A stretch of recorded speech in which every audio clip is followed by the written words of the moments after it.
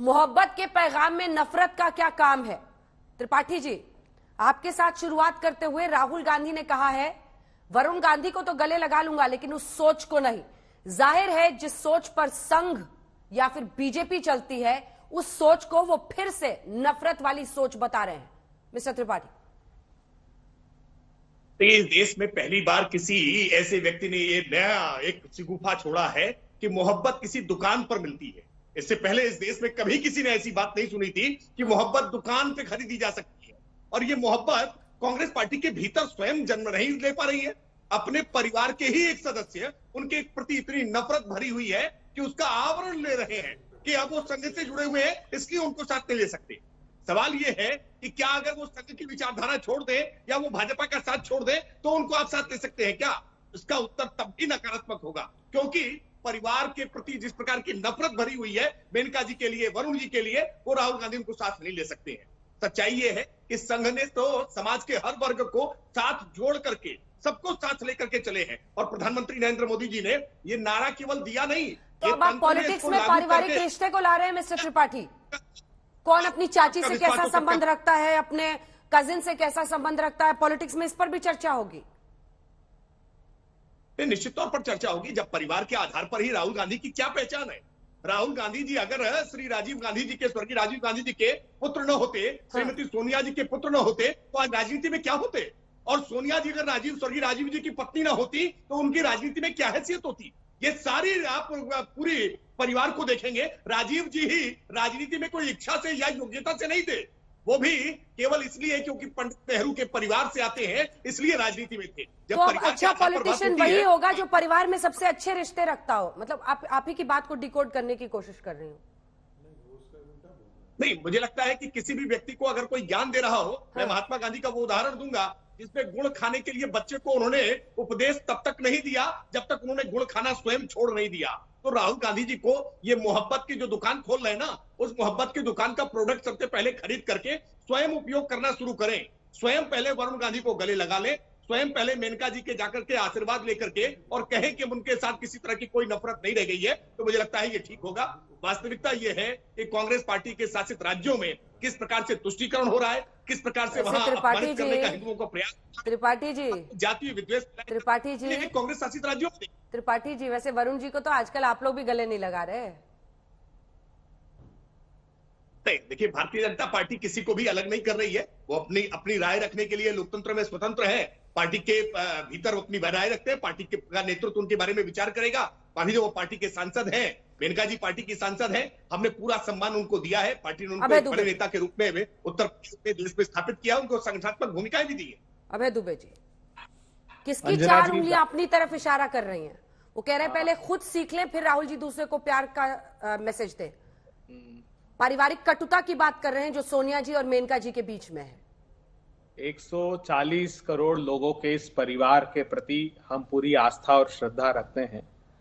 राहुल गांधी जी ने जो बात कही उसको कुछ यूं इस तरीके से कहा जा सकता है कि हमने सदियों में ये आजादी की नेमत पाई है, सैकड़ों कुर्बानियां देकर ये दौलत पाई है।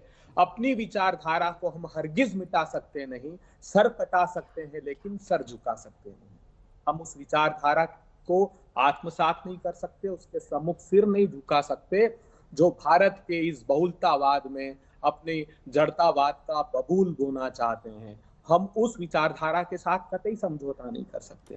मैं तो पूछना चाहता हूं भारतीय जनता पार्टी के मेरे साथी मित्र से। अरे तो अभय जी, पीएम भी यही सिखा रहे हैं कार्यकर्ताओं को। वो कह रहे हैं एक दिन चर्च में जाइए, एक दिन यूनिवर्सिटी में जाइए, एक दिन अलग अलग जगहों पर जाइए। प्रधानमंत्री भी यही सलाह दे रहे हैं। अगर वो भारत जोड़ो यात्रा कर रहे हैं तो पीएम का भी यही संदेश है कि हर वर्ग, हर जाति, हर धर्म के लोगों से मिलिए, रोज मिलिए। कार्यकर्ताओं को सिखा रहे हैं। भाई, हाथी के दांत खाने के और दिखाने के ओर भारतीय जनता पार्टी जब चुनाव में जाती ना अंजना दी, तो वो शमशान, कब्रिस्तान, दिवाली, रमजान, रामजादे, उसके आगे मैं कहना नहीं चाहता, जिन्ना, गजवाए हिंद, इस पर चुनाव लड़ती। मैं तो पूछ रहा हूं इनसे, कार्यकारिणी की बैठक चल रही है, पत्रकार लोगों के सवाल अगर कुछ पूछे होंगे तो क्या परिस्थिति बनी होगी, एक 10 सेकंड में उस पर प्रकाश डालता हूं। उनसे पूछा गया कि पत्रकार पूछ रहे हैं कि महंगाई की आग में देश को क्यों झोंक रखा है, तो वो कहते हैं कि कह देना कि पाकिस्तान में तो भूखे मरने की नौबत आ रही है। उन्होंने कहा, उनसे पूछा कि युवा बेरोजगारी से क्यों जार जार हुए जा रहे हैं, आंसू बहा रहे हैं?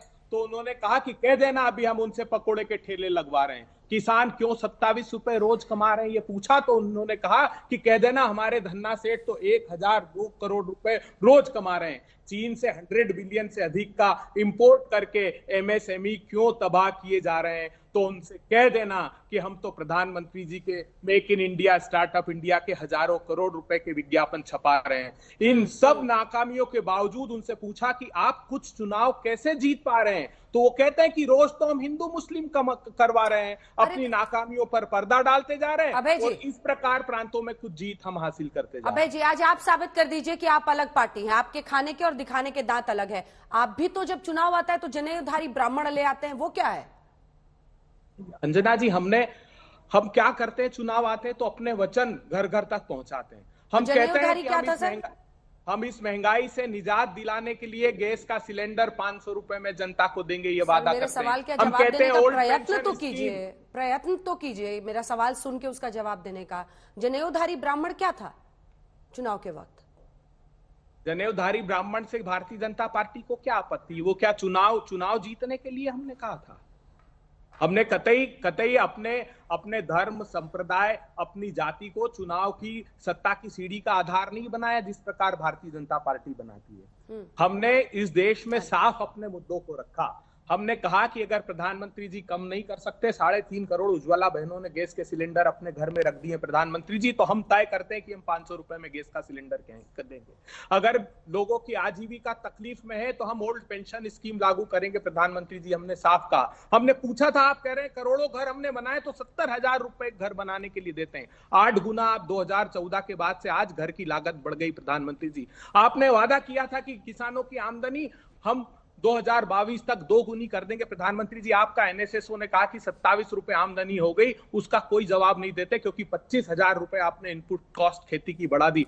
आज जब ऑक्सफैम ये रिपोर्ट देता है कि शीर्ष 5% लोगों के पास हिंदुस्तान की 60% दौलत भेज दी गई प्रधानमंत्री जी, कोई जवाब सरकार से और उनकी कार्यकारिणी से नहीं आता है। राहुल गांधी जी कहते थे ये गब्बर सिंह टैक्स है, तब ये मानने को तैयार नहीं होते थे, लेकिन ऑक्सफैम ने अपनी रिपोर्ट में साफ कहा कि शीर्ष 10% लोगों का कंट्रीब्यूशन सिर्फ 4% है और बॉटम 50% आबादी का, अर्थात अंतिम पंक्ति में गरीब लोग 64% जीएसटी में कंट्रीब्यूट करते हैं प्रधानमंत्री जी। तब आपको जवाब देना होगा। आपकी कार्यकारिणी सिर्फ सत्ता की भूख मिटाने के लिए आपका जुलूस और जलसा नहीं है। हिंदुस्तान में अगर आप जीत निर्धारित करते हैं तो जवाबदेही भी तय करनी होगी।